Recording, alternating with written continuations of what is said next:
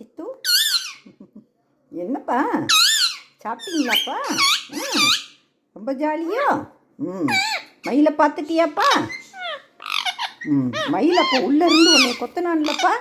மயில் மயில் மயில் இங்கே பாரு. மயில் யாருக்கா? மயில் மயில் நீ உட்காந்துருக்கியா?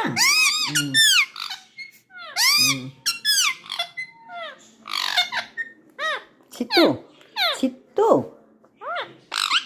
எதுக்கு சோறு சாப்பிட மாட்டேங்க? மயில் சாப்பிட்டா தான் நீ சாப்பிடுவியா? அப்படியாப்பா? அப்போ பார்த்தியாப்பா டிடி செல்லத்தை?